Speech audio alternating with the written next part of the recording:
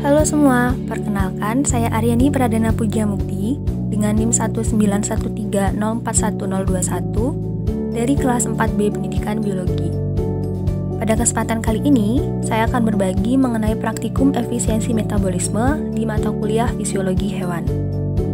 Metabolisme merupakan proses fisiologis yang melibatkan keseluruhan reaksi biokimia dalam rangka menyusun atau menguraikan berbagai substansi kimiawi yang ada di dalam tubuh, seperti glukosa, lipid, protein, hormon, dan berbagai substansi lainnya.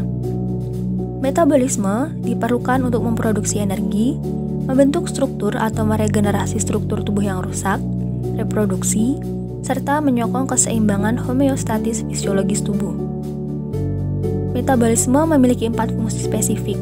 Yang pertama, untuk memperoleh energi kimia dari degradasi sari makanan yang kaya energi dari lingkungan atau dari energi solar.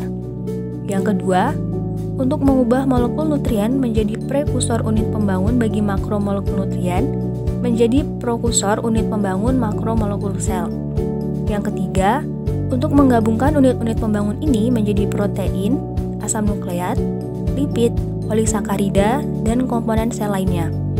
Dan yang keempat, untuk membentuk dan mendegradasi biomolekul yang diperlukan di dalam fungsi khusus sel.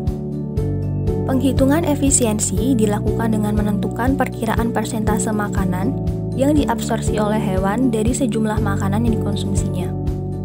Hal ini biasanya sangat tergantung kepada jenis makanan, berat badan individu hewan, jenis kelamin, umur, dan kondisi lingkungan.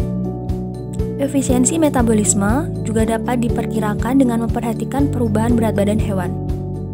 Pertambahan berat badan idealnya merupakan manifestasi dari hasil pertambahan massa komponen fisiologis hewan sebagai akibat dari proses metabolisme. Selanjutnya adalah alat dan bahan yang digunakan pada saat praktikum. Alat yang digunakan adalah kandang hamster, sarung tangan, timbangan, masker, dan alat tulis. Lalu untuk bahan ada hamster berjumlah 6 ekor, air sebagai minuman, lalu ada pakan yang berupa pakan kol dan juga pakan wortel. Selanjutnya, langkah kerja pada praktikum ini adalah yang pertama, sediakan 2 unit kandang hamster yang sudah diberi label A dan label B. Pastikan kandang bersih dan sudah lengkap dengan wadah makanan beserta minuman. Langkah yang kedua, letakkan bahan makanan berupa kol pada kandang A dan wortel pada kandang B. Langkah yang ketiga, timbang masing-masing berat badan hamster percobaan dan catat sebagai berat badan awal. Langkah yang keempat, masukkan 3 ekor hamster per kandang dan tempatkan pada posisi yang aman dengan memperhatikan pencahayaan selama 14 hari. Langkah yang kelima, setiap 1 minggu, lakukan penimbangan berat badan hamster. Dan langkah yang keenam, data dicatat pada tabel pengamatan.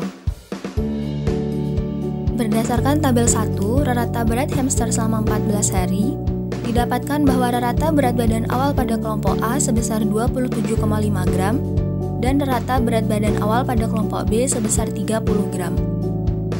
Pada minggu pertama, didapatkan bahwa hamster pada kelompok A dan kelompok B menyisakan banyak pakan yang diberikan, sehingga rata berat badan hamster setelah 1 minggu praktikum berkurang dibandingkan dengan berat badan awal.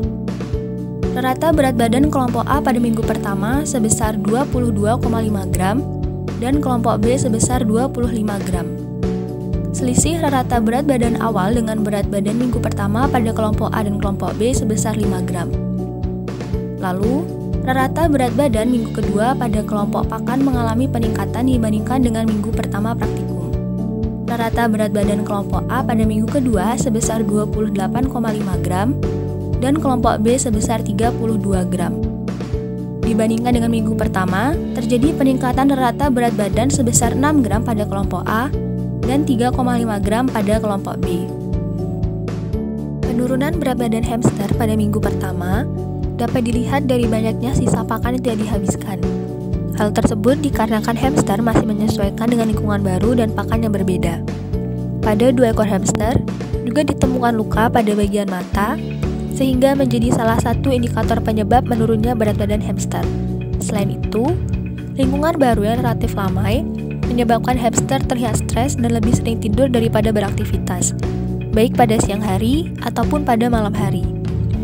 Memasuki minggu kedua praktikum, kondisi hamster yang sakit pada minggu pertama sudah terlihat sembuh dan hamster mulai terbiasa dengan lingkungan yang baru beserta pakan yang diberikan.